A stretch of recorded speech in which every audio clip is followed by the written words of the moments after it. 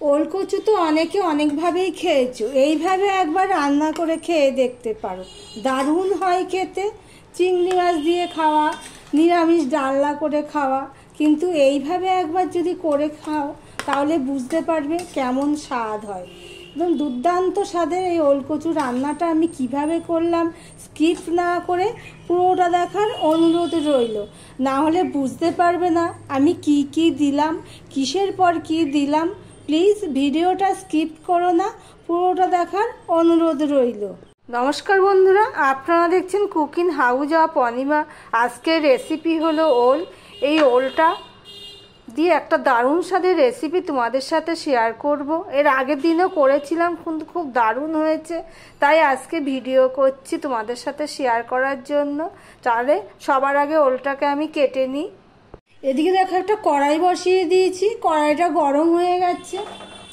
আর আমি ওলকচুগুলো ঠিক এইভাবে কেটে নিয়েছি, ওলকচুটা ঠিক এইভাবে কেটে নিয়েছি। তার সাথে আমি একটু আলু নিয়ে নিয়েছি একটা পেঁয়াজ বড় সাইজের, 4টে কাঁচা লঙ্কা আর 5-6টা রসুন টুকরো করে নিয়েছি।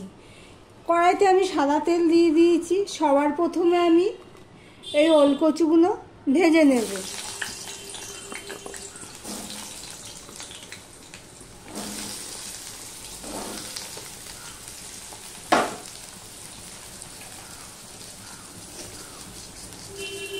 একটু নুন দিয়ে দিলাম সামান্য,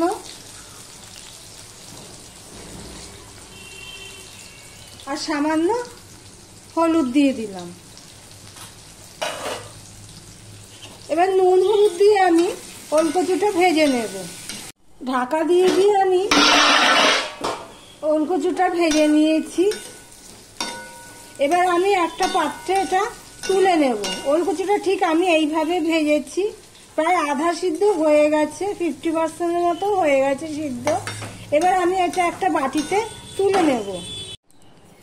কড়াইতে যা তেল আছে তার মধ্যে আমি আরেকটু তেল দিয়ে দিলাম, সর্ষের তেল দিয়ে দিলাম।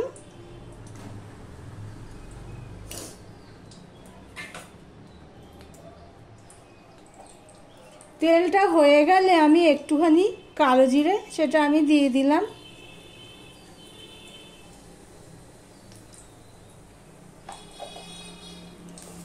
ভিডিওটি স্কিপ না করে পুরোটা দেখার অনুরোধ রইল।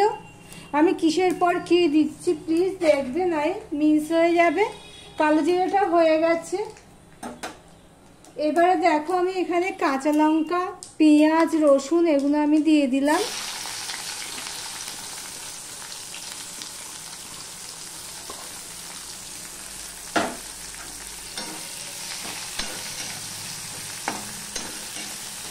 এই ফোড়নটা হওয়ার জন্য আমি ওয়েট করব। দেখো প্রায় হয়ে এসেছে, লাল লাল হয়ে গেছে, 50% মতো হয়ে গেছে। এই সময় যে আমি আলুগুলো রেখেছিলাম কেটে, সেই আলুগুলো দিয়ে দিলাম। আলুতে একটুও জল নেই, একদম জল ঝরিয়ে নিয়েছি। এবার এর মধ্যে আমি অল্প নুন দিয়ে দিলাম। নুনটা মাথায় রেখে দিতে হবে, কেননা ওল ভাজার সময় নুন দিয়েছি। আর হলুদ দিয়ে দিলাম। এবার আলুটাকে আমি ভেজে নেব। আলুটা ভাজা হয়ে গেছে। এখানে আমি 1 চামচের মতো আদা পেস্ট দিয়ে দিলাম, আর দিয়ে দিলাম টমেটো।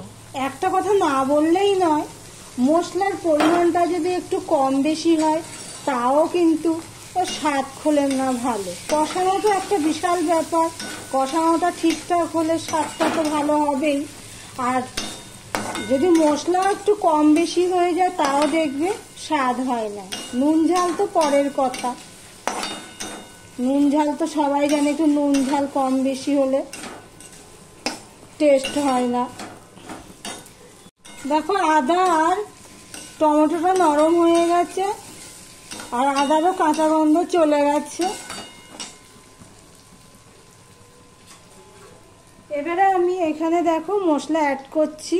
ঝাল লঙ্কার গুঁড়ো 1/2 চামচেরও কম দিয়েছি, তোমরা চাইলে আর একটু দিতে পারো। এখানে ধনের গুঁড়ো নিয়েছি 1 চামচের বেশি, আর জিরের গুঁড়ো নিয়েছি 1 চামচ। একটু জল দিয়ে এবার আমি এটা কষিয়ে নেব। ভিডিওটি যদি ভালো লেগে থাকে লাইক কমেন্ট শেয়ার করে দিও। আর যারা নতুন বন্ধু আমার চ্যানেলে এসেছে, ভিডিওটি দেখছো, এখনো পর্যন্ত সাবস্ক্রাইব করোনি, তাদেরকে বলবো আমার চ্যানেলটি সাবস্ক্রাইব করে পাশে থাকতে। দেখো মশলাটা কষানো হয়ে গেছে। এবারে আমি 1 চামচ চিনি দিয়ে দিলাম। তোমরা তোমাদের স্বাদ অনুযায়ী দেবে, নাও দিতে পারো। এবারে যে আগে থেকে ভেজে রাখা লাল লাল করে মাছের মাথা, সেটাও আমি দিয়ে দিলাম। দিয়ে একটুখানি ভেঙে দেব।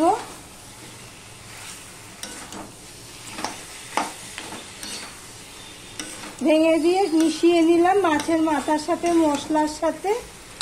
এবারে যে ওলকচুটা ভেজে রেখেছিলাম সেটাও আমি দিয়ে দিলাম।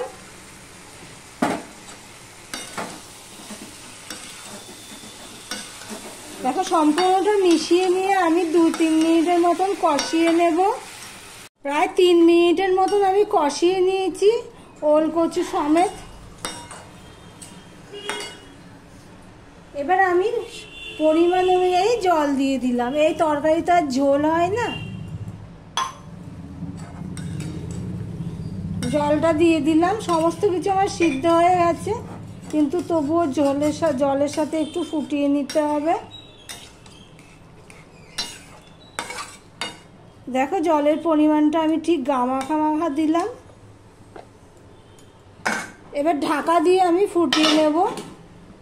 আমি ছোট করে ঢাকা দিয়ে দিয়েছিলাম, এবার একটু বড় করে দিলাম, জল যেটুকু আছে সেটুকানি শুকানোর জন্য। এর মধ্যে আমি একটুখানি দেখি সব সিদ্ধ হয়েছে কিনা, তারপরে দিচ্ছি। ওলকচু তো সিদ্ধ হয়ে গেছে, আলুও সিদ্ধ হয়ে গেছে। এবার এর মধ্যে আমি দেখো এই গরম মশলাটুকু দিয়ে দিলাম। দিয়ে সম্পূর্ণটা ভালো করে আমি মিশিয়ে নেব। এইভাবে একবার করে দেখতে পারো ওলের কচু দিয়ে মাছের মাথা দিয়ে রেসিপিটা ভালোই লাগে। চিংড়ি মাছ নিরামিষ এইসব তো খেয়েছো, কিন্তু মাছের মাথা দিয়ে একবার খেয়ে দেখতে পারো, দারুণ লাগে। আমি এর আগের বার করেছি, একদিনকে ওলকচু এসেছিল, ভালো লেগেছে, তাই আজকে তোমাদের সাথে সেটা আবার শেয়ার করলাম।